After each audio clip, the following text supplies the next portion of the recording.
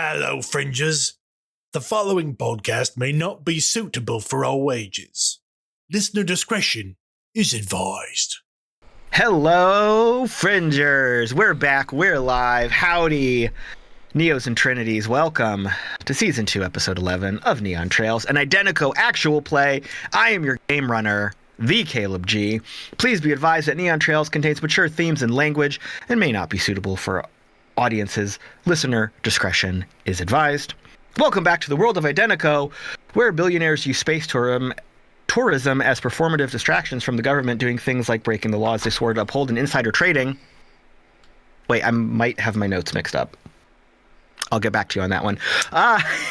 We are here yet again. It has been an exhausting lifetime in the past 2 weeks of experiences. I want to cry every day. I want to cry and scream every single day.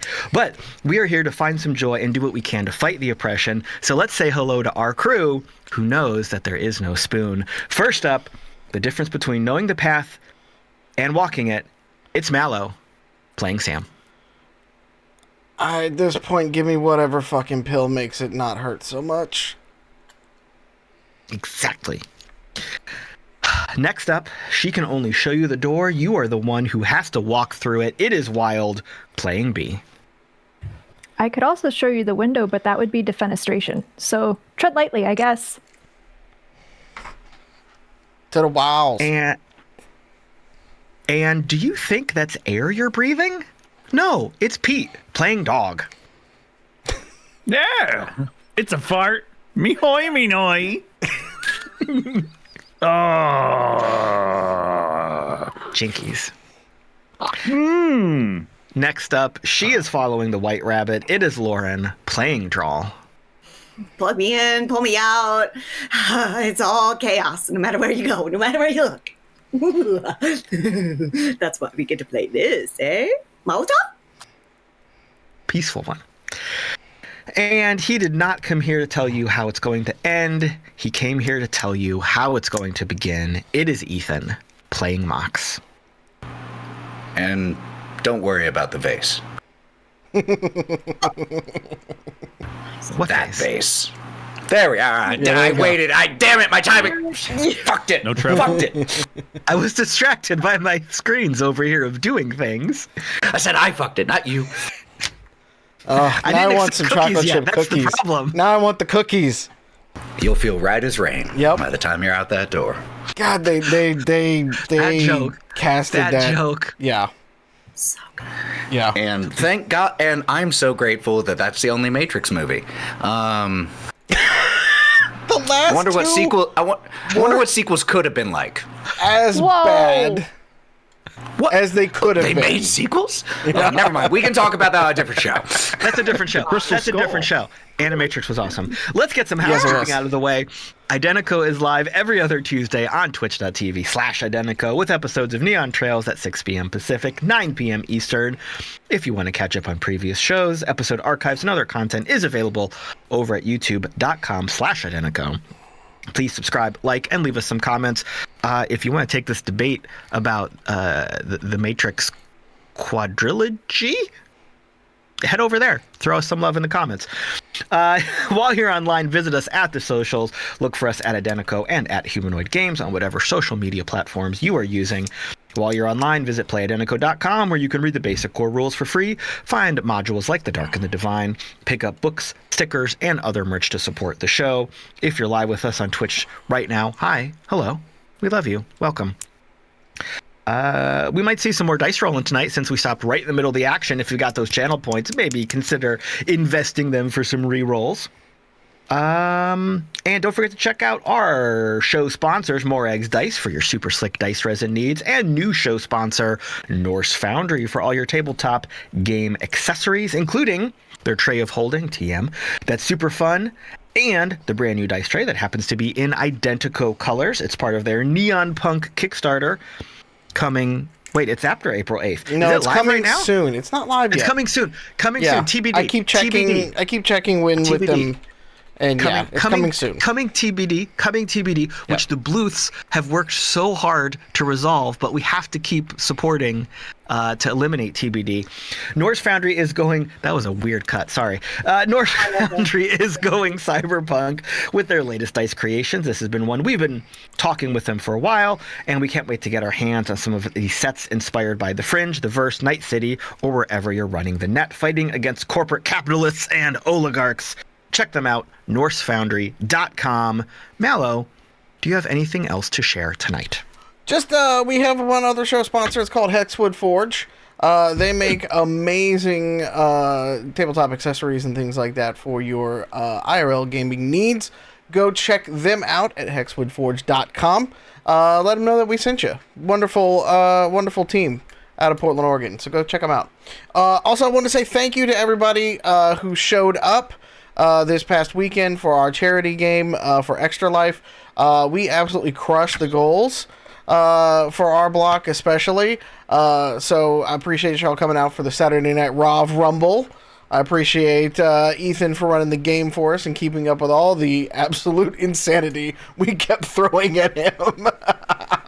It was a friggin' blast. There was a lot. That was so much fun, though. There was a lot. It was so much fun, though. I want to thank Lauren, obviously, for playing with us too, but Mav and Sally Quinn for joining us as well. We made a heck of an inroad for Extra Life and for Children's Miracle Network. So thank y'all so much.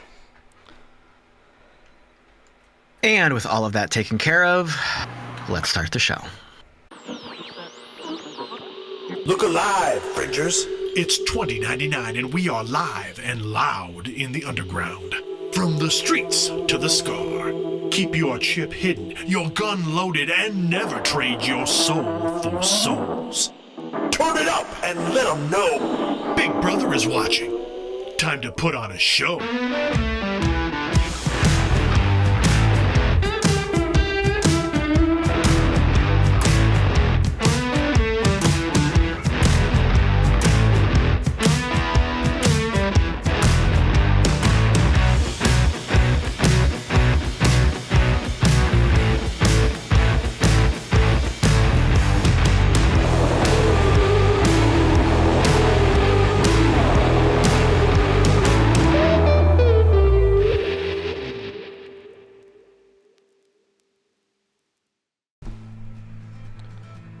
Last time on Neon Trails, Sam and Mox prepared for the Rover Rumble, while upstairs in the Kinglsayer, Dog explained gambling to Bee and Drall.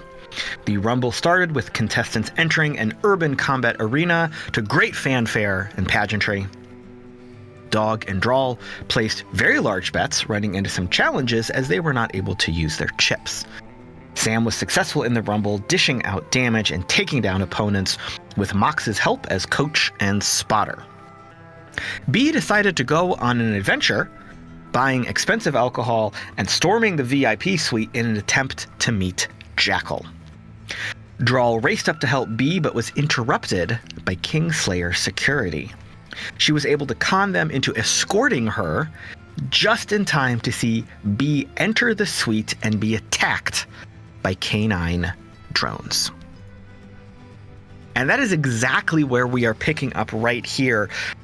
Bee, as you entered the suite, you saw the opulent sitting area. You saw the balcony out above the arena that you had seen kind of from the opposite direction on the cameras previously. You saw two figures in there briefly, but immediately your field of vision has been swarmed with 5 large, oversized canine drones rushing at you and jumping towards you in midair. I'm going to have you roll a defensive check, but I have a question first. Yes. Is your first instinct to let me rephrase that. What is your first instinct to do, since you also have a drone whose hand you were holding with 30,000 souls worth of alcohol on it? is this the instinct of protecting the thing you're holding while you are potentially falling, or are you going to have some self-preservation as you take whatever defensive actions you might be taking? That's a very good question. I think Bee would actually try to protect the drone, but only because of their background in drones. So seeing the canine units, I would assume, and if you need me to, I can roll for this, I would assume that I would be able to clock, like, how the drones are made as they're jumping at me. Okay, yeah. So, let's do. Let me have you do your defensive roll first. Okay, do I add anything to that? Just your agility. I'm so glad you said agility. Do.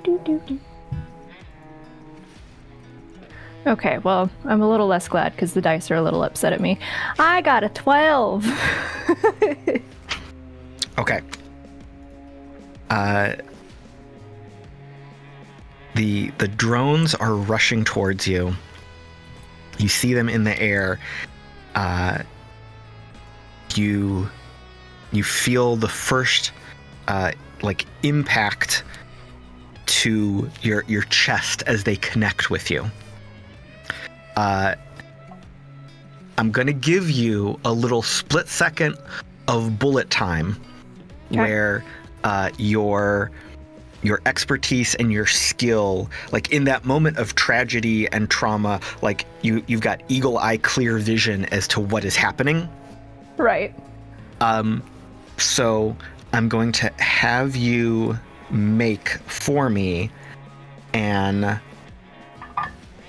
either electronics or engineering, whichever is your forte. Fantastic.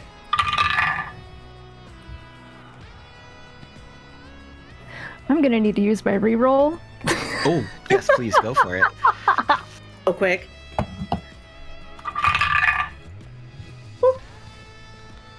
Oh, that's much better. Okay, so I got a 19 plus 5 because I have a 5 in both engineering and electronics. That's going to be a 24. Okay. The first thing you notice is you feel that impact, like that hard blow to your chest, like kind of knocking the wind out of you. You immediately recognize that they haven't actually connected with you yet. There's like a force effect almost pushing you back, like an air cannon or something. And then you're like, oh, that's weird. And then bam, they connect with you. And you are taken down by one of them is now standing on your chest, like with their forelegs, pushing you down on the ground. And then another one each has pinned your arms down, one on each side of you. Okay. You very much admire the craftsmanship of these drones. Even in this moment of brutality and surprise, the wind being knocked out of you, suddenly, after kicking open the door with all frivolity and passion, now you're on your ass. Your bell's been rung, your head hit the ground hard, so you're definitely seeing some stars here. These drones are exceptionally well made. They're quadrupeds, they are canine. They're built like their haunches, their forelegs are a little bit beefier. They're very aggressive, very large. They haven't yet hurt you, like other than knocking you on your ass. Like they haven't dug any claws into your skin. This is very clearly a stop the aggressor protocol. This is like something bad happened, stop it. Okay, so Bee is, while admiring all of the detail and craftsmanship, is going to start, because I'm assuming they have like paws right here so that I can't, right? So for both of the dogs on the sides, I'm going to start like petting the back of their paws, like, oh, hi, doggies. You look so beautiful. You have like 2 gen past servos in your legs, but you know, I can't fault your creators for not having the best of the best. I know who could fix those up for you. I know your security. I was just trying to talk to some of these people up here with some dewussy. And you see a figure kind of at the periphery of your vision. Not coming closer to you, but kind of circling the perimeter a little bit to assess the situation. And your vision is a little bit cloudy. Your eyes are crossed a little bit from the stun of being knocked onto the floor. But as you focus a bit, you see that this is Jackal. You recognize the over-exaggerated kind of brick cyber eye sunglasses. You recognize the oddly metallic dreads that have been pulled back. And you see that they seem to be inquisitively trying to figure out the situation. We are going to pause there for a moment and switch back to the arena. When we last left Sam, she was walking out of the shadow of a building, having just decapitated one of the other rovers who was in combat with her. Smash Armstrong. Mm-hmm. I believe so. Yeah. Yeah, we went for the big boy first. Oh, trust me. I had very thorough notes about this combat. Yes. So the arena has erupted. Instant replays, slow-mo replays. People are able to spend money on like extra zoom in, slow-mo, catch the brutality with technical specs vision. It's a wild amount of analysis is happening here. Mox, something you notice, because you down in the pit, you have the cameras, the crowd control, you can look all over the place, right? You are hearing the crowd reaction. And while the Kinglsayer has this presentation of the ultra rich, the elite, the corporate scum, enjoying this form of brutal entertainment, they are losing their minds with excitement over what is happening. This is not a refined enjoyment of, oh, look at how great this is. This is like a normal crowd of average people at a sports game really getting into it. Just something that sticks out to you. Noted. Sam, you have walked out into the limelight, into the spotlight, chucked Smash Armstrong's head to the ground. All eyes are on you. What are you doing right now?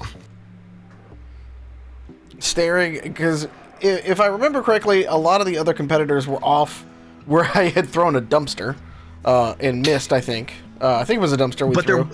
But there was a big-ass fireball. There was a big-ass fire. It looked cool. It looked like awesome. She said to Mox before we started this whole thing, we got to build a story, we got to build it up, we can't just go in there and do a squash match, And so now she's going out there and like literally throwing down the gauntlet, which is the head, and kind of doing, the thing where she like puts the arm out and just kind of goes, Matrix style to them, because Matrix it's about time to. It's like I knew. It's about time to go ahead and finish this. I don't know how many are left out of the other ones. that we started, because we started with 12 total, I think, correct? 12 total, including you. So, speaking of that, excellent transition.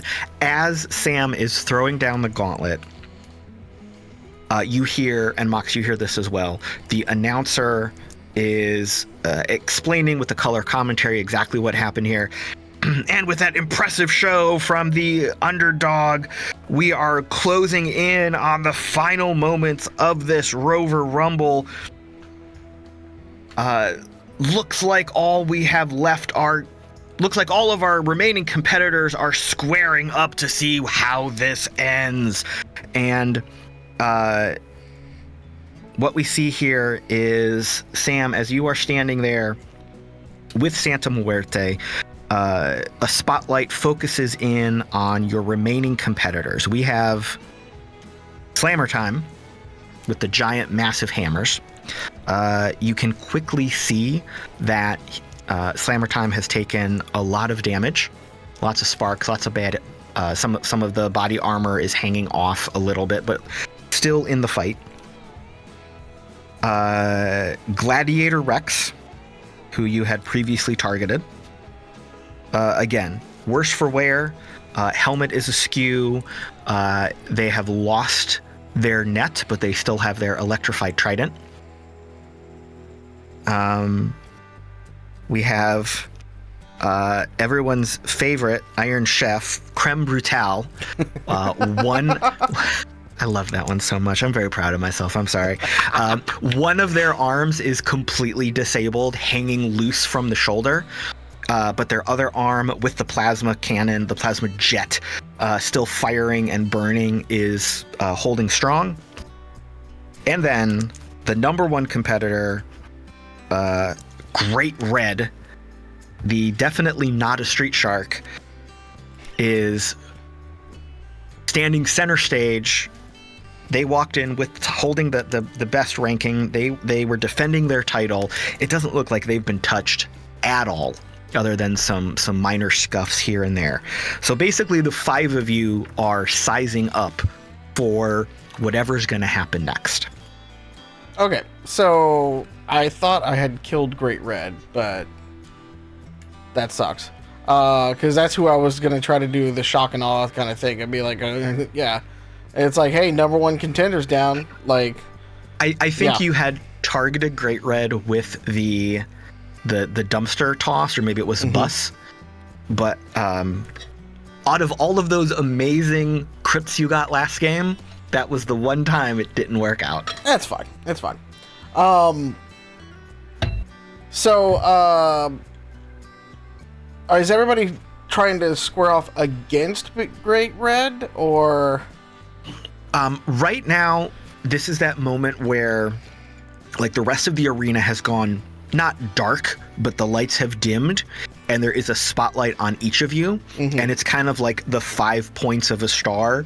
At various points, it's not like you're all on even footing. A couple people are like up on a little bit of elevated terrain. Like one person's like standing like in the remains of a building. Like you're in the same general area.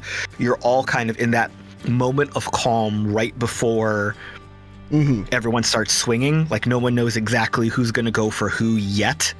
That moment of anticipation is heavy. Okay. Sam's going to hold out her arms. If the crowd is loving this after she like threw down the gauntlet kind of thing, she's going to kind of like twirl around with her arms out a little bit, and then maybe even like stick one up to the sky and kind of twirl the finger around a little bit. Just, you know, gotta get people excited for it and stuff like that. And then she's just going to take off and start running at Great Red. Perfect. She ain't a bitch. She knows who to kill. You absolutely just hear the crowd react. Can I just say really quick, in your head as you start, or in your head/radio, as you start running towards Great Red, Mox just going, no. Fun! Strategy! We talk about this! Okay, so give me your attack roll as you are charging down Great Red. Let's see. Let's flavor this a little bit, though. Let's flavor this a little bit. What kind of weaponry does Great Red have on him again? All you have seen so far is the giant, oversized shark jaw contraption that is like mounted on their back and shoulders. Mm-hmm. You have seen them mostly grappling and in fisticuffs with other fighters, trying to like bite off pieces of their armor. He's just a street shark. It's just a street shark. He's just biting people and ripping them apart. It's just street sharks. Okay. I had a moment of Legally nostalgia. not a street shark. Illegally distinct from that, but very resembling that. You know, I would say it's Temu's street shark, but like that is what 125% more expensive now, so we can't pay for that either. Yeah, we can't afford that one. Yeah. Okay, so here's what we're gonna do. We're gonna feint the attack. We're gonna run at him like we're going to like spear him. Okay. But we're gonna go around him. And Okay. if this connects, we're gonna German suplex on his fat head, basically. Oh, I love it. Okay. So let's see. And we have some re-rolls, which we will make well and good use of if need be. Because this is a cool moment that we want to work. Okay, that's not bad. That's not bad.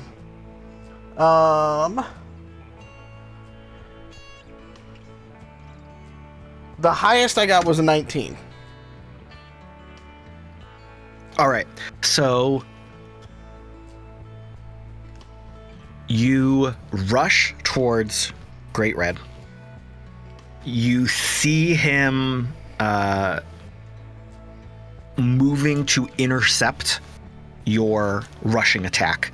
You see him trying to like drop his shoulder to catch your midriff and like punt you and like push you up, punt you backwards so he can take a big chomp out of you. You felt that was coming. You stop, you pivot, you move to basically I'm going to take around. I'm going to take the left arm and just kind of like smack it in where like his abdomen would be as a way of like stopping my momentum or slowing my momentum enough to grab the other side or grab around the waist, and then we're going to suplex him behind because we're going to go to the mat on this one. If we got a brawler, we're going to get a little technical with him. And as you connect to wrap your arms around and try to bring the suplex together, you are suddenly surprised by a combined attack from Gladiator Rex and Slammer Time coming in out of left field, hitting both you and Great Red. So your attack connects here, but then you're both like knocked sideways into a building. Do I get the suplex off? You were kind of interrupted mid-suplex. Okay, even if we're standing next to each other kind of thing, if we're kind of like crumpled in the building, I just look down and go, suplex city, bitch. Mox, down in the arena, down in the pit, in your captain's chair, in your coach chair, you watch this happen. The counter attack from Slammer Time and Gladiator Rex happened so quickly. It was like, oh my god, like it came out of nowhere. You didn't have a second to react to it. I would like you to give me a perception check. Not great. 5. Sorry. Cool. 7. Cool. You are hearing. You've kind of got 3 versions of events happening at you simultaneously, because you can hear the crowd upstairs. You can, and they're reacting to this blow that came out of nowhere with shock and awe and surprise. You hear the color commentary from the announcers. You are also getting the input from Sam in like your field of vision, because you're keyed in with her as well. So you kind of saw, as you were watching, you kind of had her point of view on one of the screens, and as that was slammed aside, like you're kind of like you're knocked out of the way for a second, like it's almost like you felt it. You also, for your third kind of version of reality, down in the pit, you are hearing all of the other captains, the other coaches, like shouting at each other and enjoying what is going on, because a lot of their pilots have been taken out at this point.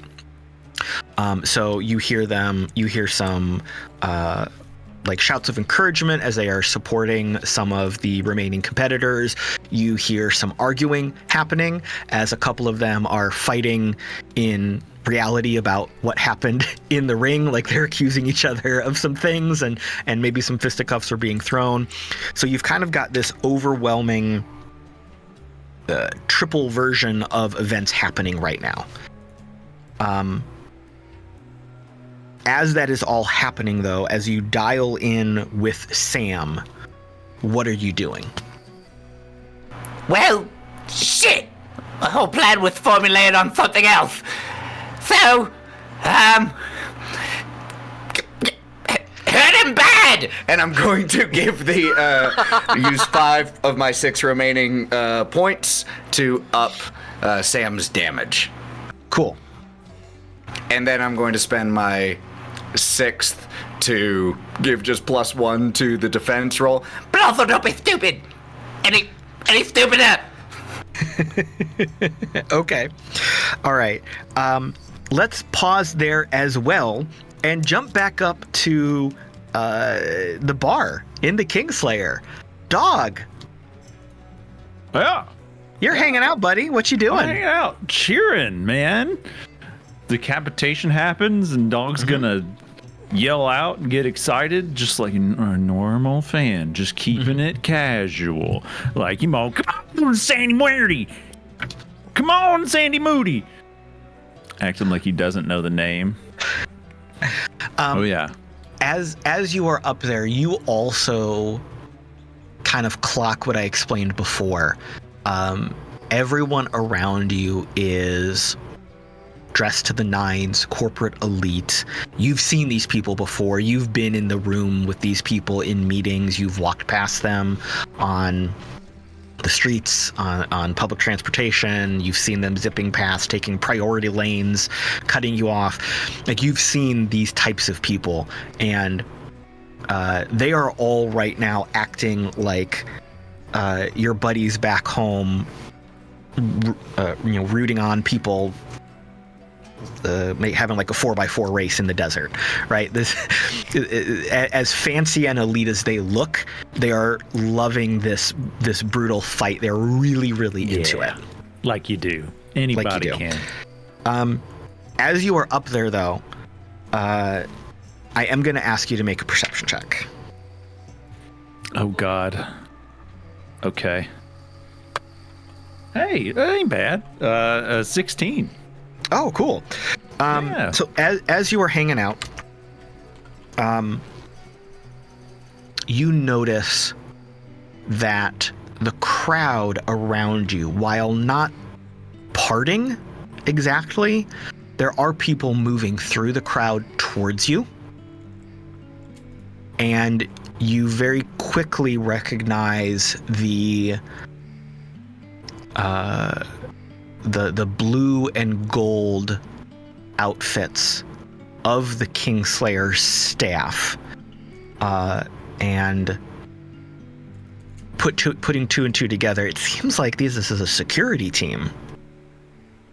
They are not quite at you, but they're within 10-15 feet. Okay, I gotta go to the bathroom. All right. So you also start to kind of cut through the crowd away from them. Yep, I'm doing that. All right. Just thinking, like, Ezio, Assassin's Creed, just excuse me. All right. So you start to make your way through the crowd. Again, no one is parting their ways for you, but it's easy enough to kind of work your way through, shoulder your way back and forth here and there. We are going to jump back up to the VIP suite. Gentle audience, please note we have split the party 3 ways for your enjoyment. You're welcome. Up in the VIP suite, Drall, from your perspective, in the hallway, it's almost 4 ways because Drall isn't quite in the room yet. This is like a 3.5-way split. Drall, the door opened ahead of you. You saw Bee walking in, holding the hand of a hover drone, and then immediately get slammed to the ground by... You don't have a clear view from your perspective because you are back in the hallway a little bit. And you have 2 Kinglsayer security guards behind you, not in your personal space, but right at the edge of your bubble. What would you like to do from where you are? Throw up? No, I won't throw up. Though I want to, as a person. I think... So at this point, Drall knows she's in over her head, right? She's talked herself into this corner to go find Bee, because it was told about Jackal, right? Mm-hmm. Something about Jackal. So I see that this is happening, but I have security around me, correct? Mm-hmm. 2 security guards behind you within a pace, like just outside of arm's reach to your shoulder, right? Just outside of your personal bubble. Okay, you did say that. So she is going to turn politely to look at them and not be aiming towards the door, holding the Dewussy to her chest, like I'm holding your baby Stitch here. So yeah, if this is how you treat workers, I don't want to go in there. This is a you guys thing now. And she's gonna hold out the bottles. Bottles. I think I had bottles. Okay. 3. Yeah. So as you turn to them, you see one of them looking at you with a little bit of, not confusion, but just trying to grasp what's happening in the situation. The other one is looking over your shoulder behind you to the lounge, the VIP suite. And you see that one like put his hand to his ear in that very classic security guard speaking into an earpiece move. The one that was looking at you briefly then looks up and sees what is happening as well, kind of both assessing the situation and then hearing on the earpiece. And you are not knocked out of the way, not buffeted, but they move past you quickly. They do not take the alcohol from you. I will sidestep very quickly. But they are now running towards the VIP suite. Bee, you are on the floor. You are trying to pet these drones' paws. Yeah. And you heard her. Jackal is kind of right at the periphery of what is going on here. What else are you doing? Am I able to see Jackal, but like basically upside down? Yes. Okay. Yeah. Like the one that is on top of you holding you down is like kind of like their paws are right there on your rib cage. So you can still move your head around, and you can see Jackal, like with that upside down. You're just moving your eyes around trying to find him. Okay, I'm gonna locate Jackal, and then go. Oh, hi, Jackal. You don't know me. I'm very excited to meet you. I brought 3 bottles of Dewussy because I figured you were a high-class person, and I'm also a high-class person. Don't be fooled. I know I don't look it. But I wanted to know, is this your security team? They're very nice canines. I could probably fix them up for you and update some of those servos for you, too, after we talk. All right. I want you to give me a persuasion check.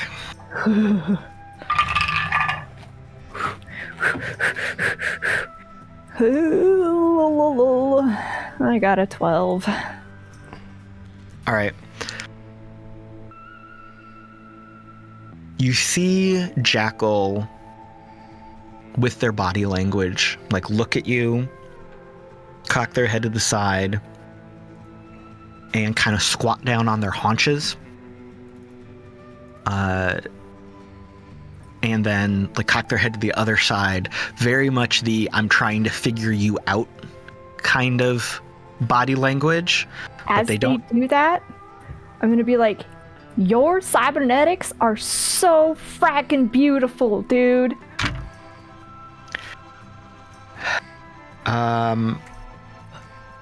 At this point, you hear a commotion. You can't exactly see it from where you are pinned on the ground, looking around like you can with your limited mobility. But you hear a bit of a commotion. You hear someone, unfamiliar voices, asking what the situation is, if assistance is needed. You hear another voice that you do not recognize, not nearby. It's not like this person is in your field of vision. You hear snapping angrily, and then the people that entered the room, you hear another bit of a commotion and they leave. Drall, from your perspective, the two security guards rushed past you, rushed into the room, so they are blocking your view of Bee pinned to the ground. You heard them announce themselves as security. You heard them take command of the situation. Kinglsayer security, everyone stop moving. We're here to help this. Well, we're here to resolve the situation. And then there was a pause. And then they both turned around. Yes, we're sorry. We understand. We apologize. On behalf of the company, you have our apologies. All right. And they walk down the hallway. They walk past you, and they exit.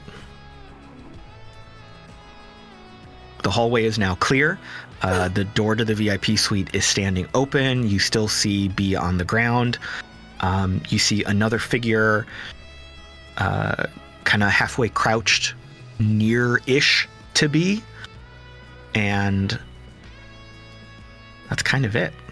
You also see, remember this long hallway was like where all the suites were. So there was like a whole bunch of doors to other smaller suites. So you see a couple doors like slide open and people like looking out Nosy Nelly style, like what's going on. And since there's nothing super entertaining happening, they go back in to watch the fight.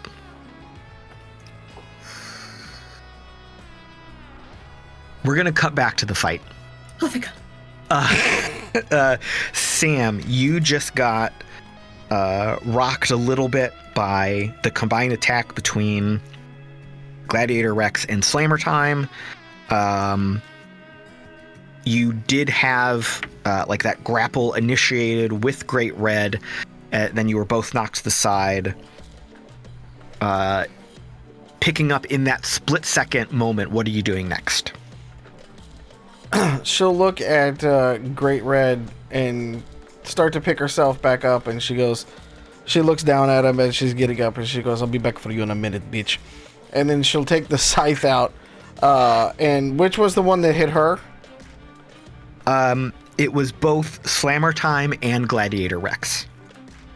Which one's closer? I'm gonna say Gladiator. They're both right there. Okay. It's scythe time for them. Okay. Yeah, because she's not happy about that. You took a cool moment. Okay. They did a thing, and she doesn't like that they did the thing. Nobody puts baby in a corner. Right. Or the side of a building. At all. You got any more of those nat 20 dodges on you? Not right now. Okay, well it's gonna hurt then. That's a 21, a 21, an 18, and a 17. All 3 connect. Delicious. Where's my other D12?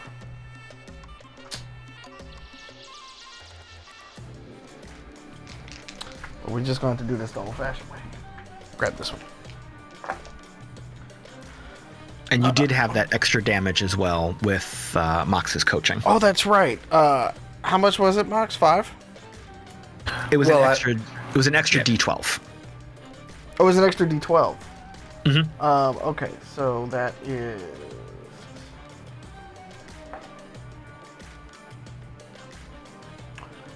So that is 9 damage to the head. Okay. On the first one. Gotcha.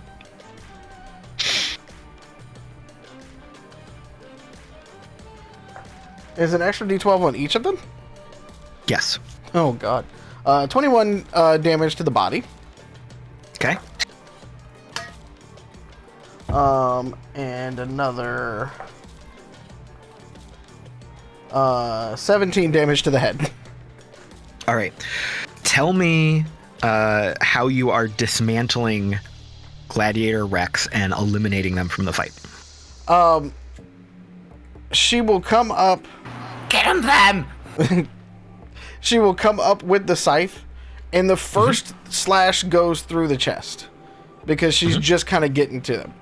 But then she will swing sort of whirling dervish style almost in a little bit, and the last 2 will connect with the head unit and knock it completely out of play.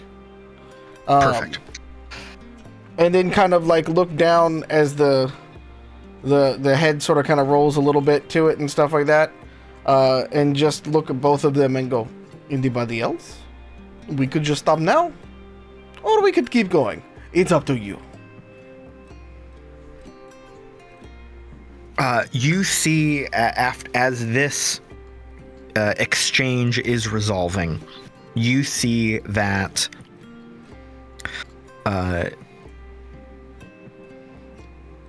Slammer Time with his hammers is engaged with Great Red, and they are kind of duking it out.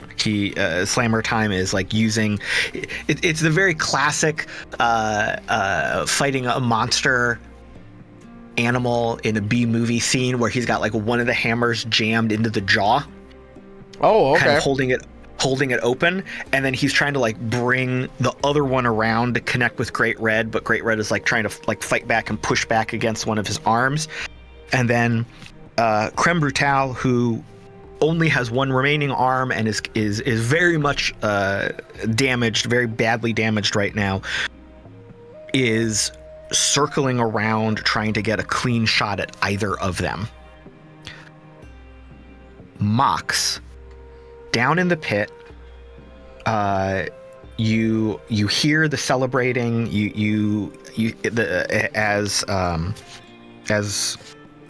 Gladiator Rex was taken down, you hear the reactions of your fellow coaches and the pilots who are now unplugged, responding to what is happening.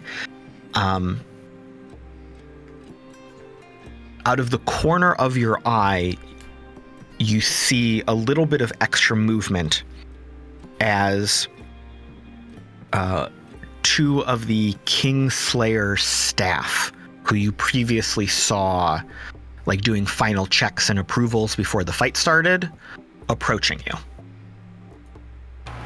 Immediately going to stand and take kind of a defensive, but just standing in front of Sam, where Sam is plugged in. Well, this has been quite a show so far. Sam, finish it the fuck off! Can I help you, gentlemen? One of them stands a little bit further back, one of them approaches you. Yes, actually, we had some inquiries about your companions who were upstairs in the audience. Oh. Right. Okay. He's taken. He stumbles over his words from an. Oh, not that. Sorry. What specifically? Sam, watch out!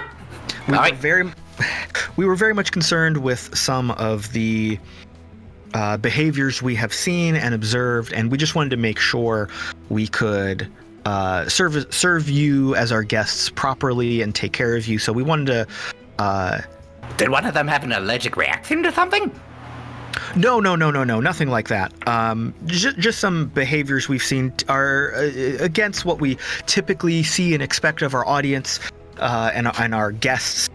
We wanted to escort you to one of our private offices to have a conversation. The fight won't last much longer. It wouldn't be fair to take away the engineer. Just give me a few minutes to finish up, and then, yeah, we can go to your isolated room with no witnesses or cameras, I assume. Yeah, sounds great. But can I please just take 90 seconds? Sam, no, dodge! Please, leave me. Didn't even communicate that last one to Sam. That was purely performative. Can you give me, I guess, persuasion, maybe? Great! I have a fantastic charisma. Even 10. Okay. It's with a -3. So you are kind of spitting and spluttering, trying to figure out what is going on, trying to understand the situation, trying to keep an ear and an eye on the camera as to what is going on with Sam. And you then hear an uproar from the other pilots and coaches, like interfering with what is going on. Like, hey, wait a minute, bad form. Hey, you can't do that. We're in the middle of the round. Hey. And you see that it's not like a brawl is breaking out, but you see that there is a little bit of camaraderie between you and these other pilots and coaches, and they're very much like interfering without throwing hands. My dudes. And did that? Cut back up to Dog. You are flipping through the crowd towards the bathroom. You see that out of the corner of your eye, you see that the 2 security guards are still making their way towards you. They are now a little bit more aggressively following you. Like previously that was like, oh, let's just kind of mosey on this way. And as soon as you clocked them and started moving, they started moving faster as well, right? Do you want to continue trying to actually go to a restroom facility, or do you want to try to bluff and get somewhere different? Like, what do you want to do?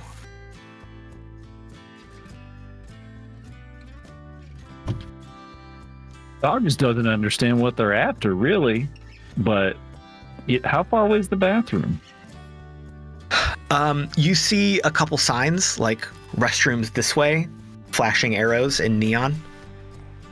Okay. Is it crowded that way? It's not crowded. Okay. But there's a crowd. It's not like there's a ton of people there, but it's not an empty corridor. Okay.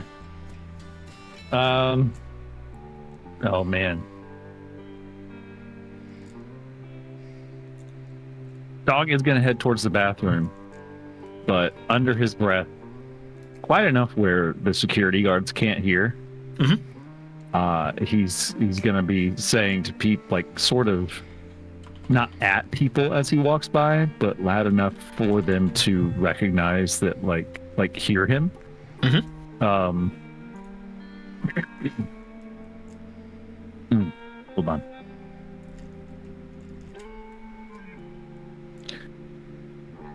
How's my mic? Are we good now? Are we roboting? No. Oh, a little bit of technical difficulty here, audience. You sound like a robot, though. Yeah. Dog the robot. That would immortal dog. Schwa.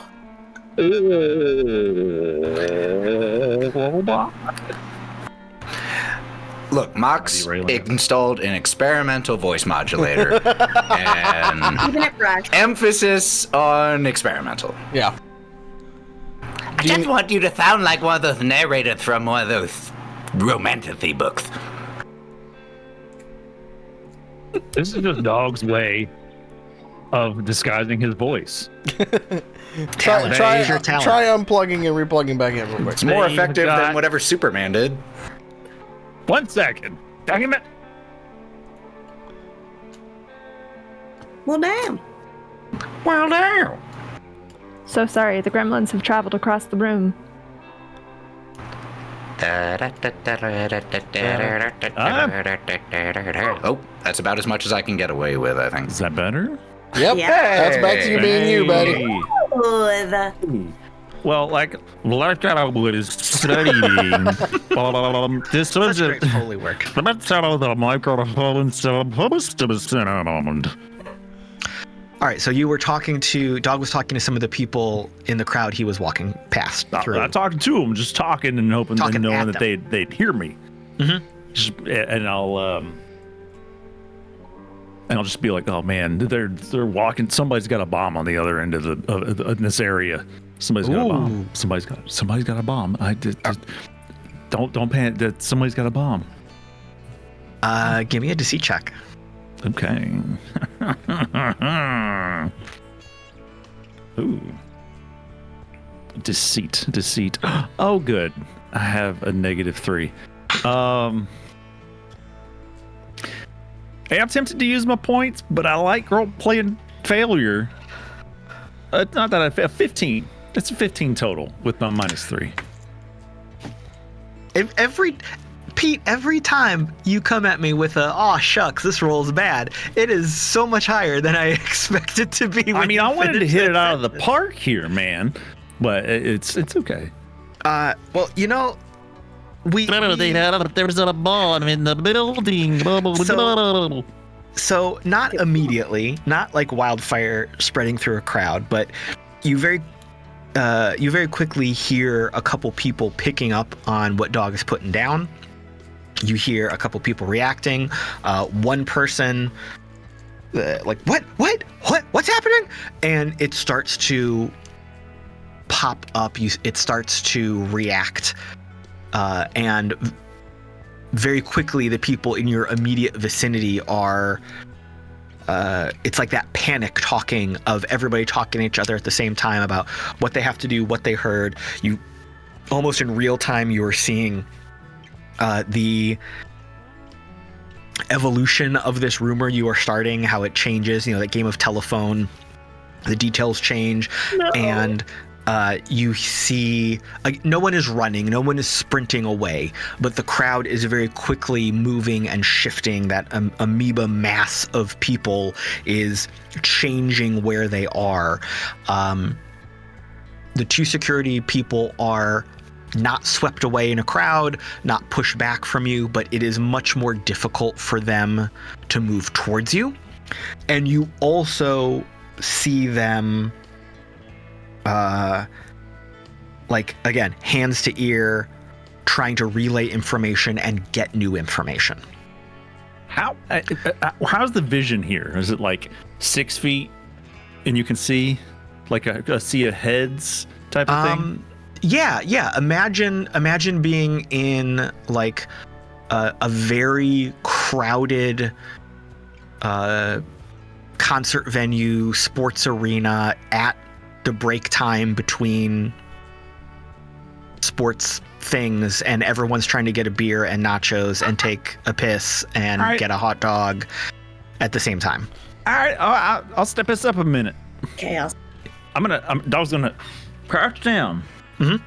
At about 5 feet, about 4.5 feet, and he's still gonna be like, "Oh man, there's a bomb. There was a bomb a bomb in this area building. Oh my god, they're talking about bombs. Security's talking about bombs. Ask them. Oh my god. And that feeds the fire. You are stoking this rumor here, and it's starting to pick up, and more people are, again, not scattering instantly like, oh my god, and running, but they're very concerned, and they're trying to change direction, move out of the area, find an exit. Oh, it's gonna be bad. Somebody's gonna drop a bomb. Oh, it's gonna be bad. And let's go back to the VIP suite. Drall, you are alone in the hallway. The door is still open. You see Bee pinned to the ground. I really don't want to do this. She's got to walk that direction. She has to. Holding the Dewussy in front of her. Mm-hmm. She's going to enter in Dewussy first. Dewussy distributor. Oh, good. The other 3 Dewussies are here. Oh, Bee, there you are. I'm glad you have the other 3. Hey, all Drall. right. So, Drall, as you enter in your situational awareness, you take in the scene very quickly. You see the 3 canine drones pinning Bee to the ground. You see the figure that you have recognized and identified as Jackal, sitting on their haunches, kind of up on the balls of their feet, kind of tippy toes, but still, sitting back down, crouched down. Right there, kind of out, like right at the edge of the circle almost, of where Bee is pinned to the ground.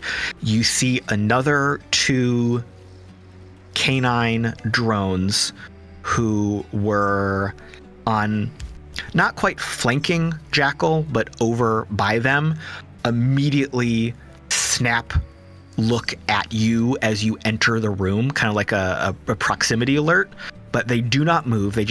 Their attention is on you. They are locked in. And then you see the other figure in the room who was previously lounging on the balcony watching the fight. You see them standing in this like kind of anteroom, this foyer, this lounge area, leaning on a bar counter with a very annoyed look on their face. This is Frederick Lebon, the other fixer that you recognized and saw on the cameras, on the screen. As I described last time, they are the epitome of smarmy French stereotype, very skinny, perfectly tailored suit, black on black, vest, tie, little pocket square in the suit jacket. Everything is polished, everything is shining, very thin mustache, like buzz side of their head swept over at a very acute, highly coiffed haircut, and he's just looking at them, looking at you, trying to figure out what is going on. As when Drall walks in, she walks in, drinks first, and then as the dogs clock her and as the people clock her, the Dewussy goes up a little higher. So where do you want it? Your reputation precedes you, and Dewussy would like to thank you for everything you've done.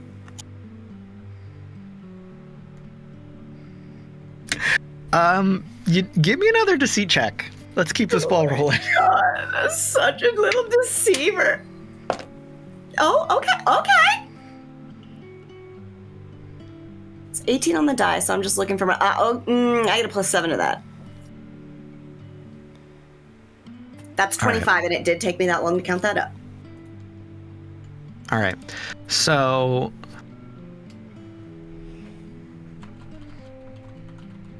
Jackal does not move or react. they looked up at you, but that's it. They don't move their position. From his pose across the room, you see Liban push himself off the counter he was leaning on and move towards you a little bit, not directly, he's not striding towards you. It's you, Bee on the ground with the dogs, Jackal off to the side, and him on the other side of the room, kind of in a line. So he's moving towards you a little bit, but Bee and the drones are still in between you and him. And he looks at you with a very smarmy, kind of sassy, looking down his nose at you kind of vibe. And he sighs. Well, I very much love the balls I'm seeing here on this situation, but last time I checked, I don't believe you're part of the distribution chain. So I'm very curious to understand what's going on in this here encounter. Well, you are right about that. I'm not part of the distribution chain. I'm just filling in for a friend, because that's what friends do. Speaking of, mine's on the floor. Still? Hey! You got nice dogs. These are good drones. They You know I could update them for you, right? I was just telling Jackal over here. Jackal looks over towards you, looks up at Liban, rocks back on their heels a little bit, but stays there. Liban looks down at Bee. Well, I suppose it is kind of hard to have a conversation when we're all at different eye lines. Why don't you let them up, Jax? We'll have a little seat. We'll figure this all out. Oh, you're a good one. Thank you. Well, I might still let them, perform some violence on your bodies. I haven't. That would be. We could talk about that later. I haven't eliminated that from the options here, since y'all did barge into a room that I paid top dollar for. Yeah. And this is very much not something I would normally encounter and approve. No, I totally get it.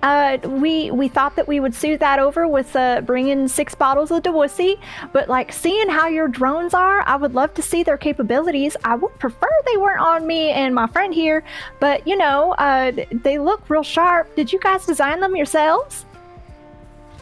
That would all be Jax right there. That's their design. Oh wow. Oh, Jax. The drones let you up, Bee, and one of them retreats to Jackal's side, standing kind of shoulder to knee as Jackal is standing up. 2 of them are now flanking each of you, Drall and Bee, and not aggressively, but very much sheepdog herding you towards some very comfortable plush chairs. Bee's going to be very excited and try to have the drone the dog protocol. Sniff my hand, okay? And then Bee's gonna pull from one of their pockets the nuts and bolts that Umbra eats sometimes and offer them to the canine. Oh, if you're real nice, I might have a spark plug for you. The drones do not react to anything you do, but you do see a very comical, quizzical quirk over Liban's face. Let's cut back to the arena. Sam, what are you doing?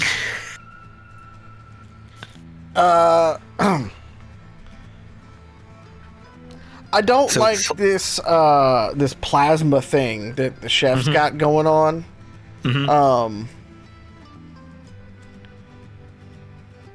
Is there a way that she can get around that and attack?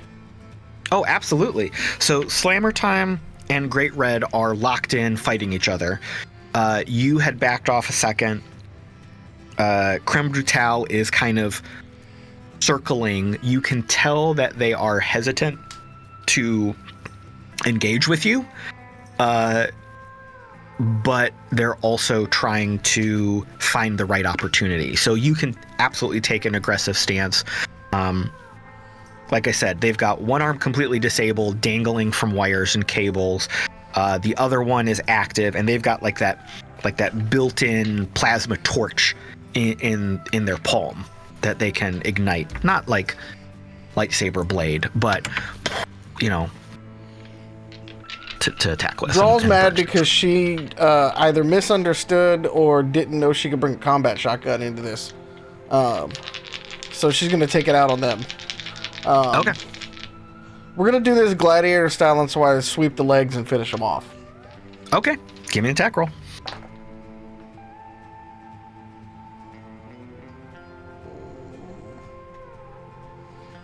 We're just gonna re-roll just in case, because I feel like we can do better than single digits on the die. Oof. Yeah. No, apparently we can't. Well, we did get 119 and an 8. Okay. So the other one we won't talk about. The other one we won't talk about. All right, so you rush over, trying to, like, with a little bit of a feint, and then come in and sweep the legs and connect. Creme Brutale, in a surprising feat of agility, dodges backwards, and then so you do not connect. But then they drive towards you, like open hand palm strike, trying to connect with you. So give me a defensive check.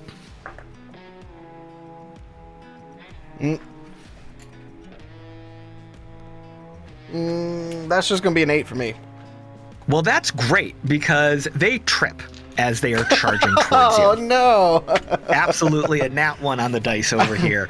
So, no, they don't. It's not that they trip. As they are charging towards you, Great Red rips one of the hammers away from Slammer Time, like throws it with their jaws, and that connects with Creme Brutale, completely catching them mid-run. The rover like slams into the ground at your feet, and you've basically got a free shot here. Can I just go ahead and take it? Yeah, go for it. Do you need me to roll? No, not really. Okay. Because it's going for the head. We might as well just deal with it. Yep. Okay. They're prone. This is like a coup d'etat, right? It basically, yeah. Which is appropriate for creme brulee. Mm-hmm. Oh yeah, no, that's 21 damage to the head. Love it. For that one, basically, yeah. That's fine. So we've got this. The screens are just lighting up with this slow-mo replay of Creme Brutale charging towards you, the hammer like catching their knee perfectly mid-stride, legs go out, face down, chest down into the ground, skidding towards you, and you just take that scythe and just drive it straight through the head unit into the ground. Sparks everywhere. The arena erupts with like another kill kind of thing. The crowd's going wild. Everyone's loving it. She'll just kind of look around at everybody and look around at the crowd and then just point down at him and say, "Look like he's cooked."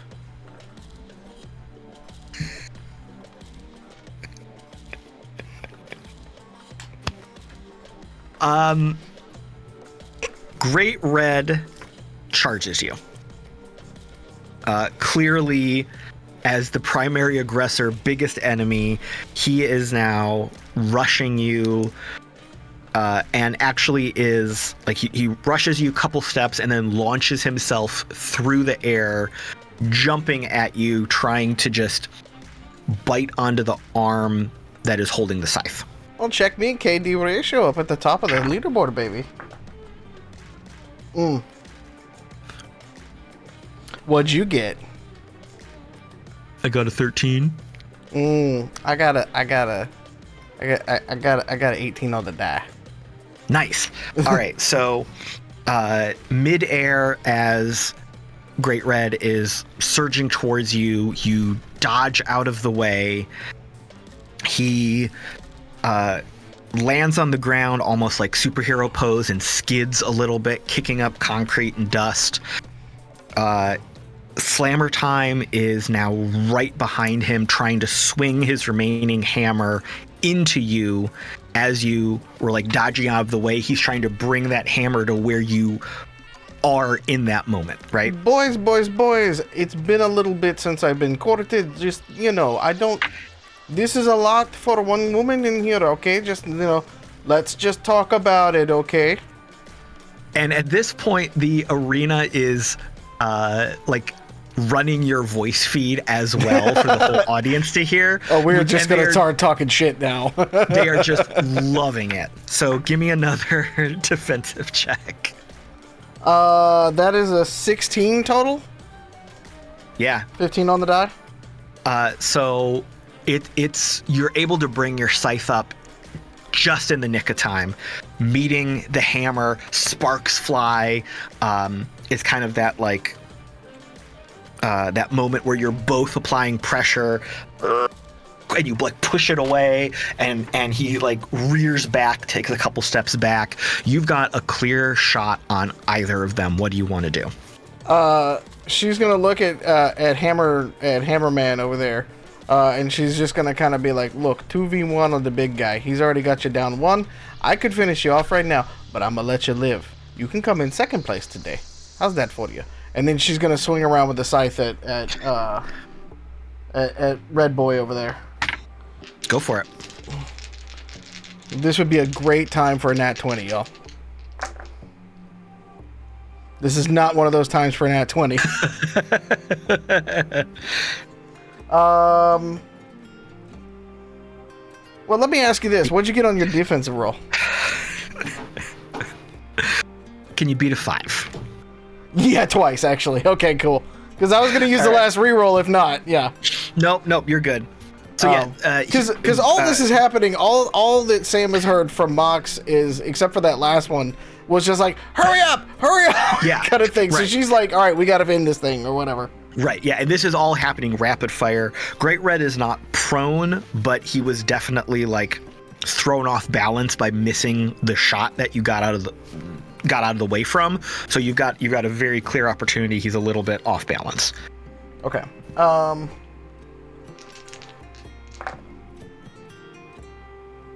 So if we're gonna do off balance type stuff, then we're gonna do 31 damage to his left arm. Oh my god, yes. And then we're gonna do another 17 damage to his right arm. And then, those were the only two that hit. So those are the two that connected. All right. Yep. So you see that perfect opportunity. I've said it a couple times, but that bullet time, perfect opportunity from how he's a little bit off balance and you're able to come right in. You completely sever the right arm. It falls to the ground. You bring the scythe across. You kind of drive it through the bicep of the other arm, not severing it, but splitting it asunder, cutting through the armor. Sparks are flying everywhere, and with that one remaining arm, Great Red rolls backwards and is pushing himself back away from you, and you see that you see the arena flash with a bright red warning not a warning, but like an announcement of him resigning from the fight. Oh, did the baby get hurt? It's okay. Every warrior's time comes. And the announcer's like, oh my God, this is unprecedented. Great Red has voluntarily resigned from the fight. And everyone is losing their minds. So it is you, and you turn from taking Great Red out, you turn to Slammer time. And there's that moment of who's going to do something.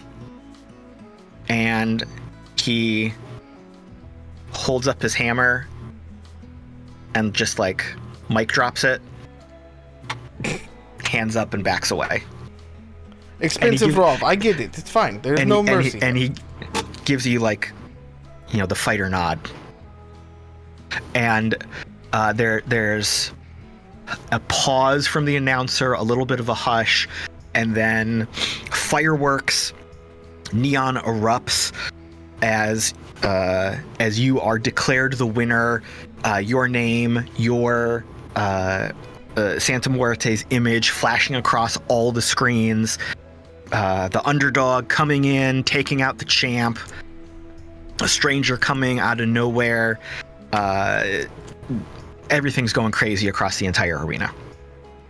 Mox downstairs in the pit.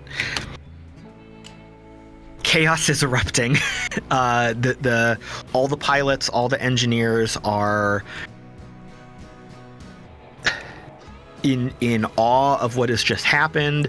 They are crowding around you and Sam, trying to congratulate you, ask you where you came from, ask you what's going on. Some of them are giving you like that begrudging respect.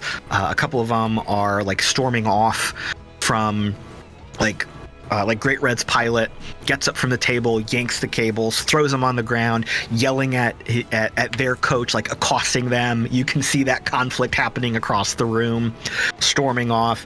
The two security guards that had been talking to you are like being pushed back bodily from you by the other competitors, and everyone is crowding around you and Sam.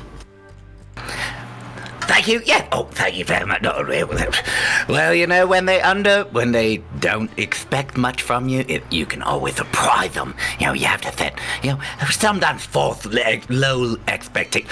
Are those two guys, like, they still around? They are not gone. They haven't left, but they are, again, being like bodily pushed back. Like they're doing that thing where they're trying to get through the crowd to you, but there's just no physical way. And Sam is still plugged in, yeah? I think in this moment, as this is happening, as we're kind of catching up these different narratives, like she is just finishing the blow. She's just about to come out, but she hasn't yet. So, yeah, Mox is going to take advantage of this little bit of chaos through the congratulations and all of that to buy time for Sam to get out of Rov's state, because Mox is not going to be fully capable of handling this by himself. I don't think it'll end well for Mox. So self-preservation kicking in, someone a little bit more charismatic, please. Thank you very much. Yeah. Oh, I mean, isn't she amazing? Never a doubt. Hope you didn't bet too heavily against us, eh? Anyone here make a lot of money? Anyone? Speaking of which, taking that moment of transition, Dog, up in the audience, you were a little bit distracted from the fight with what's going on, but you hear the announcers, you see the screens, all the lighting changes. The neon is overwhelmed with announcing Sam as the winner. The crowd around you is simultaneously trying to get away and understand the situation about the bomb and the threat, which has also somehow evolved into like armed aggressors entering the building and someone being kidnapped, and like you hear all these different versions of it. Some people are celebrating the win, some people are fuming about the loss. absolute chaos. You lose sight of the security people that were coming towards you, and you kind of have a free pass right now. What are you doing? Oh man. I think I'm still gonna go to the bathroom. Okay. That's a fair response. Hold on. I have to just jump in real quick. What? There were 10-1 odds on me tonight, right? Yes. So Dog just made 100 grand?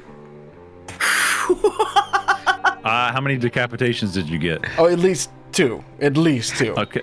And So 150 grand. I'm gonna assume that in some of these moments where the camera was not on Dog in the scene, he probably was placing other bets. So quite a bit of money has exchanged hands tonight. Okay. He just continues to go to the bathroom. Got a lot of money. Just wanting to double check his winnings. That's all. I still got my ticket. Okay, cool. Yes. Everything's on the glow. You know, you're not going to lose your betting slip. Yeah. So I'm gonna go to the bathroom. Okay. 'Cause after that chase, I probably actually do have to go to the bathroom. Okay. Well, we can draw the curtain on that scene. We don't need to go into detail there. Let's go back up to Wait a minute.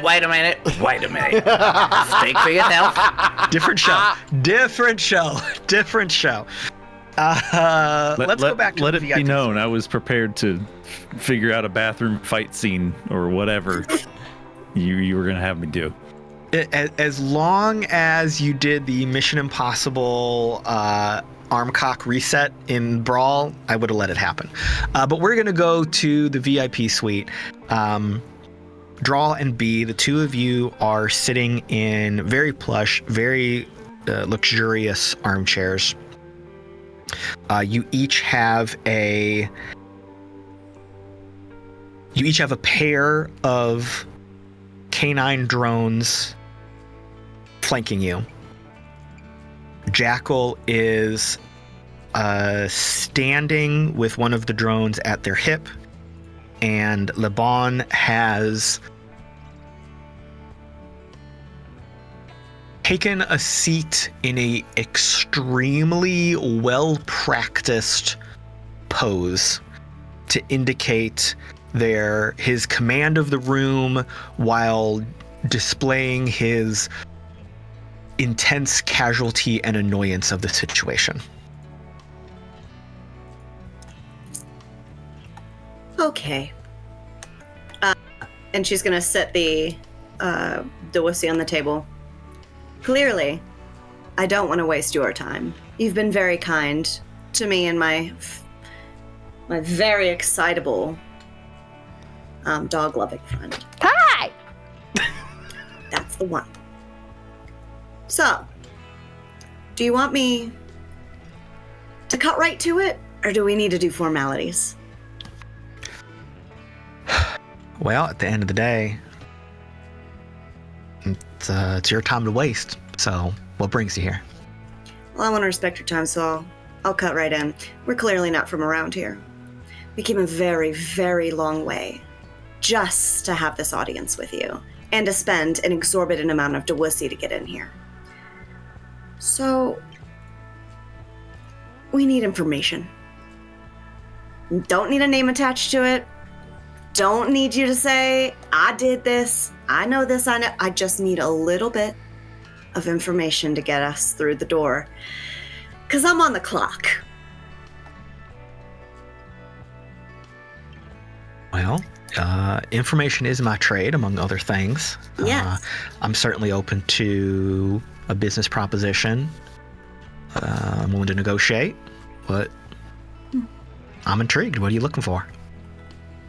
Well, this is exciting. I need info on SM and K. Steel, Mortis, and Kaiser. Their movements. We have reason to believe. Yeah. I know, Young I lady. came in swinging, didn't I? Young lady, just when I thought I had you clocked, you come in out of left field. Those are some mighty big names you're throwing around. They sure are, aren't they? And they seem to be holding a lot of weight right now. He leans forward a little bit. One hand on his chin, kind of stroking it. Can't say I'm willing to be quick with things I may know or might not know, given the danger of those individuals you're speaking of. However, I'm not unwilling to have a discussion. But you gotta know that if you're playing in the field with these three, that puts a mighty big target on your back. And we know. That's why we're trying to move quickly, silently, and get as few people involved as we possibly can. To put it bluntly, our way of life, our safety is compromised if we don't have this kind of information. And innocent people and civilizations can be impacted by their actions. And we just want to know how to prepare ourselves, how to move forward confidently. So anything you like to divulge, I would be ever so grateful. But if there's something a little deeper that requires a little extra, I'm perfectly happy to talk. But don't want to risk your involvement, of course.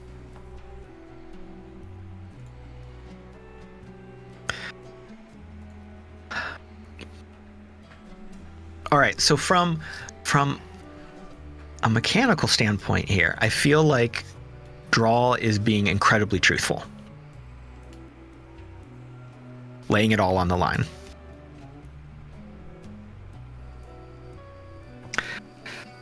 It's true. Laban sits back, and you see him look up to the ceiling. Tilt his head back and forth a little bit. Look back at you. Well, that might be one of the most refreshing statements anyone's ever said to me. I am astounded that as of yet in my line of work and industry, we have yet to cross paths. Are you some sort of newcomer on the scene? No. Are you someone who's been working in the shadows and not making themselves known? Because I feel like you got some weight and intelligence behind you right now. Well, thank you, friend.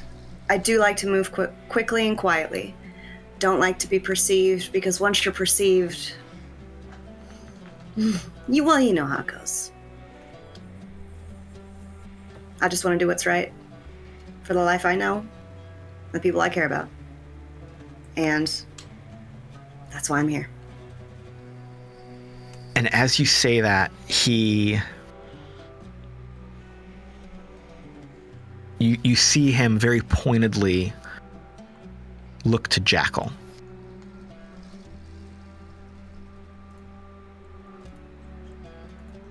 It's funny you say that, because a very good reason I have for not divulging this information is to take care of the people that I care about and my way of life as well.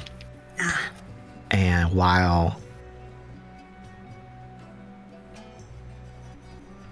I certainly have a wealth of information that could be shared, doing so would pose an immediate threat to my life and livelihood and those that I care for. And I am not one to walk away from a life that I've built so carefully over the years. I understand. And respect that entirely. What if I were to tell you, however? By giving the information that you feel is safe-ish to give, I have a team that might be able to remove any record that we've met. You'll have no ties to me or my crew. Nobody will know we're here. No one has to. It's just you and me. I'm not one to drop names, otherwise you'd probably heard of me by now. So I think my reputation might speak for itself on that front.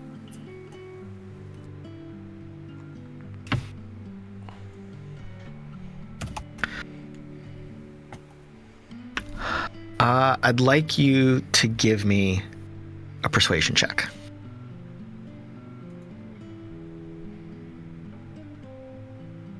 Well,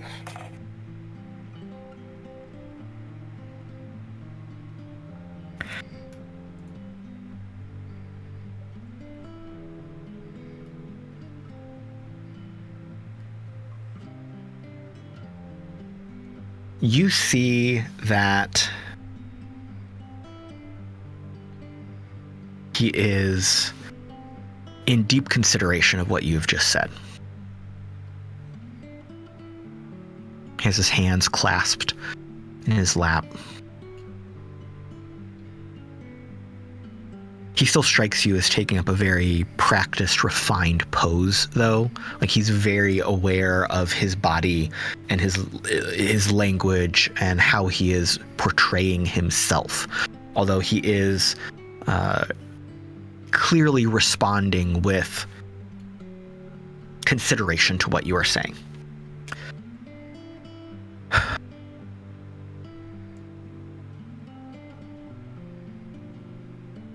Young lady, I am very impressed with how you are carrying yourself in this situation, in this conversation, and I am not one to say that lightly. This line of work is very difficult to develop a skill in over the years, and you clearly have put in the effort, which I respect. But anyone can say these things. And as an individual who has spent a lifetime building a very careful network to protect what is precious to me, and you again see his eyes kind of dart over to Jackal and dart back to you.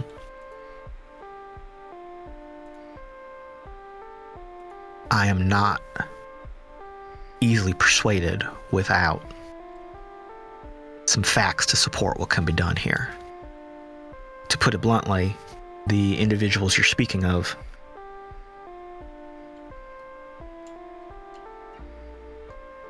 can and will execute kill orders at the drop of a hat. And while I may find some of their personas and practices odious and offensive, there is still a situation where they are the biggest people in the room. And I am not one to step on those toes for fear of being retaliated upon. you deserve to step on some toes, especially if those toes tend to squash you underfoot, along with the rest of us. I respect your words, and I respect your time. I hope you know that I cannot walk away from here without something to know that our future, as they are threats to all of us, is at least got a glimmer of hope. And I am begging at this point for a compromise. I wish no ill against you. My folks don't wish any ill against you. The only thing we want, point us in the right direction. That's all we need. No one has to know we were here. But of course, I will respect what you have to say. And if I do leave here, I expect you'll be hearing a lot about me. And you'll know who they're talking about. Because I have to find these answers.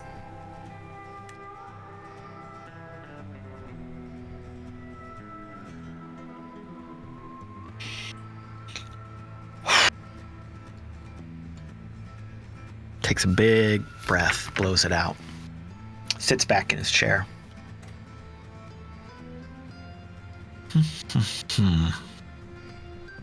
Stands up, walks to a wet bar, pours himself a drink. Swirls it in the glass, holds it up to the light, looks at it, drinks it down.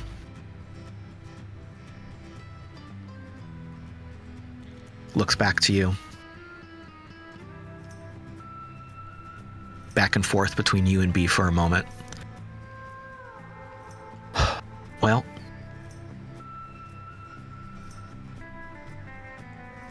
I can certainly say that this has been an interesting conversation. And there is a great deal to contemplate and consider as we move forward from this moment.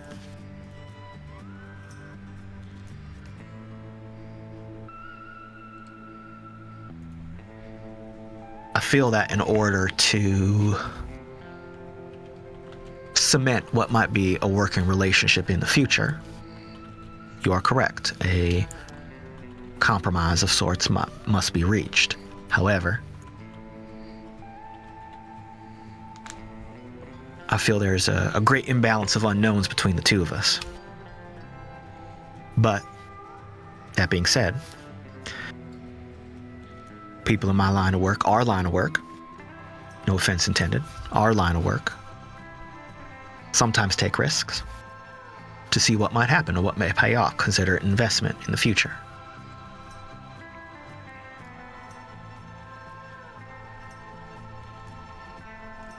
As long as those investments are well protected, private, between two co-workers, two friends, who knows what might happen. And he walks over to a little working area. A small desk, a couple more, still incredibly luxurious, but more clearly working chairs, as opposed to the relaxing chairs that y'all were in before. These are business chairs. Business luxury, not casual luxury. Not casual luxury, Business. business luxury. And he reaches down to the desk, and you see him tap a couple things, pause, tap a couple other things, swipe his finger around a little bit. And he looks over to Jackal. I suppose we should be going. And we'll see what the future holds for both of us. Oh, hey, whoa, hold on. I don't mean to interrupt this because you and Drall are fantastic business people. Drall. That's my name. However, we did bring up quite a bit of alcohol, and I'd like to at least cement this potential partnership with all four of us with a small drink Of overpriced wussy. It says juicy on the label. I don't know what they mean by that. A little above our brow there. He chuckles. I presume you bought that downstairs as part of that ingenious ruse to bring yourself up to the suite. This establishment, while pretentious and entertaining, is not one known for authentically expensive and well-made beverages. Do you And have y'all- something that you would suggest? I will let y'all enjoy what you've purchased, and maybe another time. And he taps the desk knowingly, walks out of the room. Jackal falls into lockstep behind him, and the drones follow after them. Bye, Jackal. You're so cool. And thank you, she says to the dog drones, because she knows they can hear her. None of them respond to your goodbyes as they leave.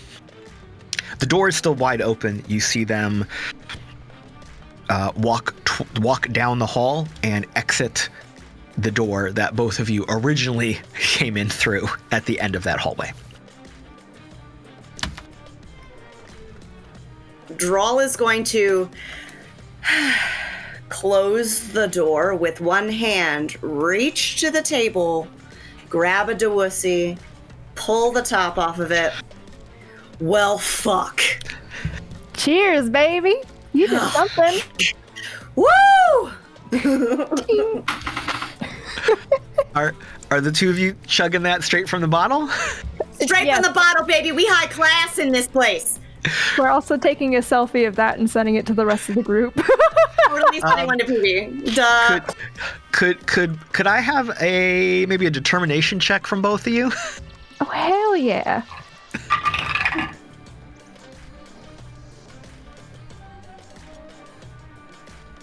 That was a natural one. Same, actually. No, it was not. You're lying to me right now. Really? Oh, fuck. All right. I'm glad that wasn't my Both of you. Killing it. Both of you take a swig, and there's just a moment of, what is this I'm tasting? And it is the most reviling, disgusting. It's pure alcohol. There's no taste. It is somehow simultaneously like thin but also too viscous in your mouth. It is just absolutely disgusting. It starts to burn. Your sinuses kind of ignite with how gross this is. He was trying to help us. He was actually trying to help us. Maybe this did go fine. I don't feel good. You feel good?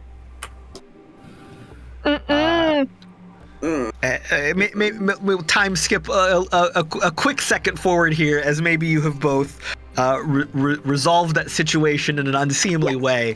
The two of you are in this room alone. What are you gonna do?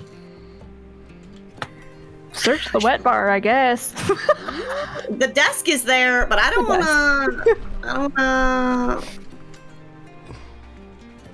You wanna look at it? We should probably look at it, right? Hold on. Oh shit.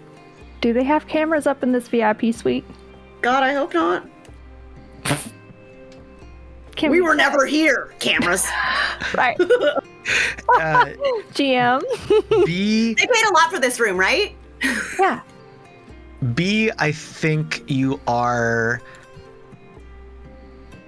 still trying to understand the non-fringe, the non-wastes world right now. If that is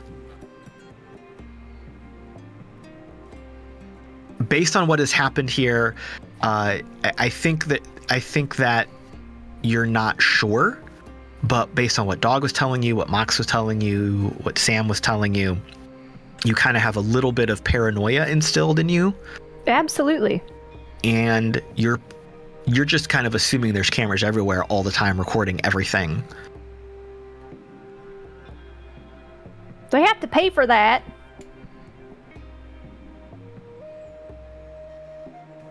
Pay for what? What's happening? If they're recording us, Drall, do you think they have cameras in here? You think they... Okay. Those two motherfuckers that we just talked to were such high freaking level scoundrels. There's no way they would book a VIP room and have them have cameras. No way. And so she's gonna look around. I mean, You can be a scoundrel and still consent. Draw, looking around, you see a couple of those like half dome or quarter dome black security cams in the ceiling. And very, very much like in the real world, you are pretty sure that if those are the cameras you can see, there's probably some other ones you can't see. You know, I think we should leave because you brought up the cameras, right? Well, our friends are too smart for that. If these cameras are in fact recording, they no longer have whatever happened on them. Whatever he did over there is gonna have to be a mystery to us. We need to go. Okay. I think we just need to, because if we want a good working relationship, having us on their cameras longer in a room that they've rented is only gonna put another target on our back and theirs. So Okay. let's just stumble out of here like we were having a good time. Just let it roll off. Should we return the Dewussy and inform them that it's awful, or just give it to somebody who might want to drink the Dewussy? Because that's a lot. Let's grab them. If you find somebody that looks deserving, drop them off. Otherwise, we'll drop the rest at the bar. Sounds good. Let's make somebody's night. How about it? They gotta like this piss water. Oh, that's what it tasted like. And like a little bit of gasoline and maybe like that weird flavor you get when you have a Hot Pocket and you eat it when it's really fast and then your mouth feels really stupid afterwards. That. Yeah. Whatever that is. But it also smells like those goop candles, you know? Oh shit, no, we can't be talking good. You're gonna make me throw up. Well, that almost made You're me not throw wrong. up. Yeah, so, I mean... All right, let's go. All right. Do you do anything else as you make your way out of the room? Yes. Yes. So as I push Bee out of the room, go on, take these bottles, go find somebody that needs them. I'll be right there. Okay. She's going to like look from side to side, pull her hoodie up over her face and tie it really tight. Pull her hoodie down over her arms, and she's gonna go over to the table, the desk that he was ing at. Jazz. He was jazzing around. And you see that the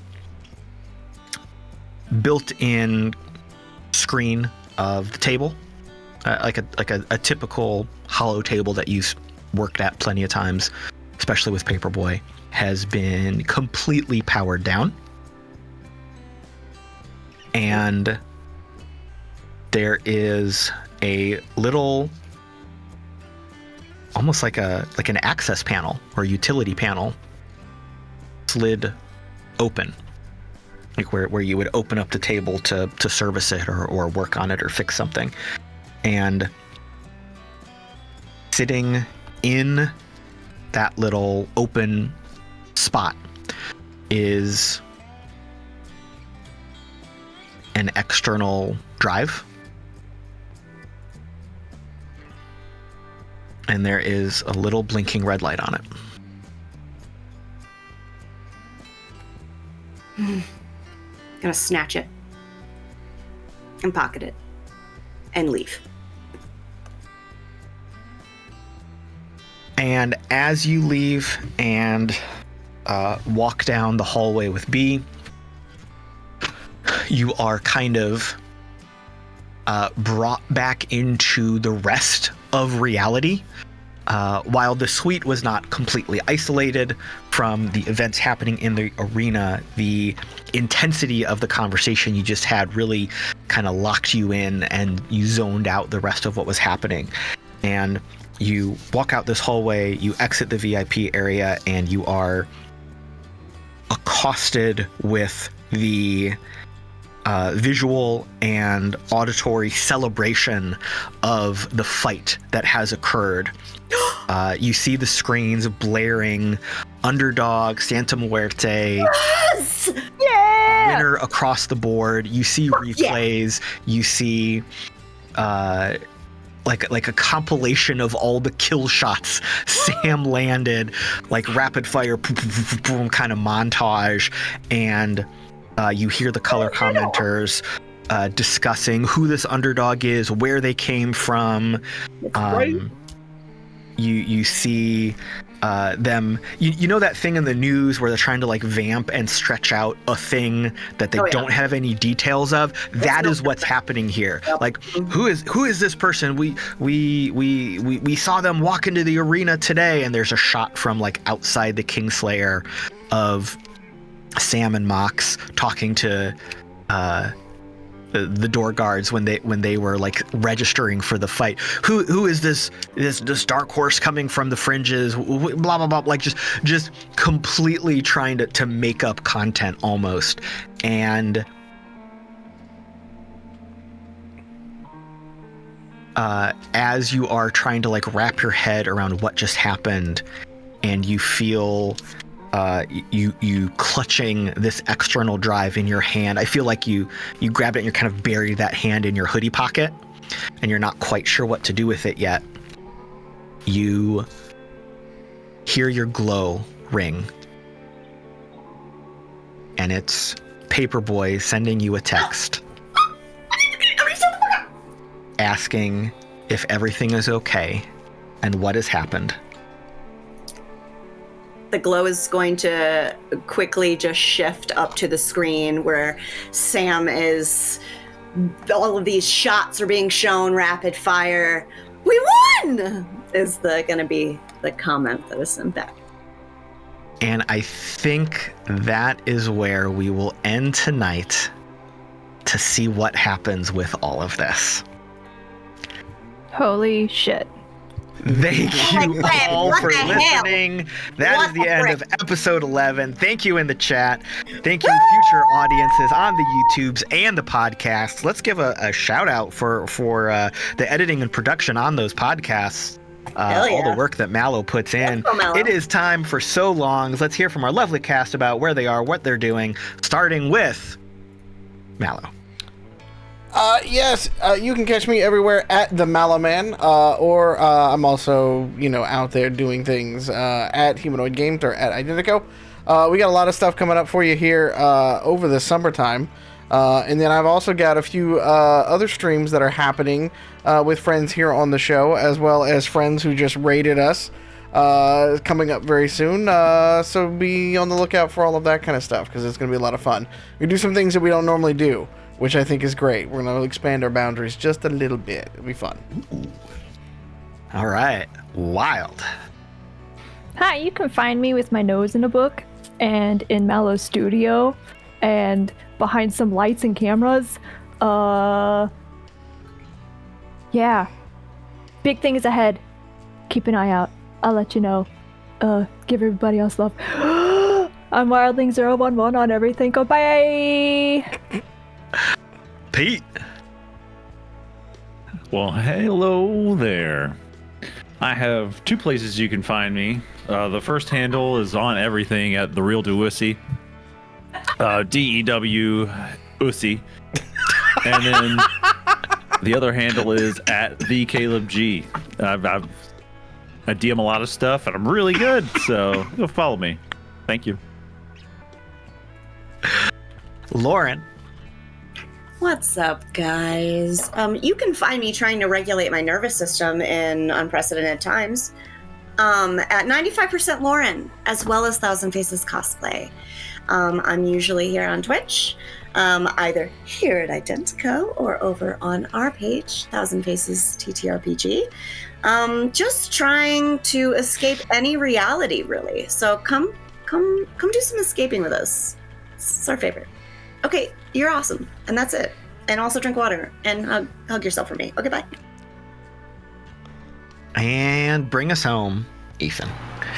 Like Lauren said, you can find our actual play streams on Twitch, Thousand Faces TTRPG, or the narrative play campaigns on our podcast. Go buff yourself anywhere you get your podcasts. I'm also talking a lot about D&D and TTRPGs on the Buff DM. So yeah, that's what's going on. Thanks for being here, yo, all day. Hey, I know we have another person in the list, but this is important. Make sure you find your communities. If it's not us, make them. It's okay. We're gonna make this. Okay, bye again. Well said. Thank you. And I am on all of your socials, most of your socials, at the Caleb G. There's a silly little link in my silly little bio about a dumb little contest I'm entered in. Maybe you go over there and vote for me. Maybe not. Doesn't matter. It's fine. Not a big deal. I like to cook and do cooking things. What's happening? Wait, what? Wait, We what? have a link in our bio. Oh, Yeah, Caleb and P can explain you. it so much better than I. He's the brains of the operation. appreciate it. Cooking. Caleb likes to Okay. cook. We love that. Yeah. Support the cooking. Yeah, that's my biggest impact to the Identical world and the gaming world is cooking, and all hopefully other my things. legacy can live on. You can find me God, Caleb. right here for all things Identico, here and there with Farm to Fable, and taking up a lot of space in the archives of the RPG Academy. Speaking of which, barring the collapse of society, Acadicon 2025 is confirmed November 7th to 9th, Dayton, Ohio. I think this is the 13th year, right? 13th annual year. I'm pretty sure. I'm bad with numbers. It's a long time. More details to come as that team is ramping up and getting all that ready to go. More details will be released as they make those decisions. Thank you for listening. Thank you for being here today. We love you. We will see you in the cyber future for another cyber game. Good night. Take your meds, eat some snacks, drink your water, touch some grass, take care of yourself. Please stay safe in these unprecedented times that are just precedented because it never stops. Remember that no one is free while others are oppressed. We'll see you next time. We love you. Goodbye. Mwah.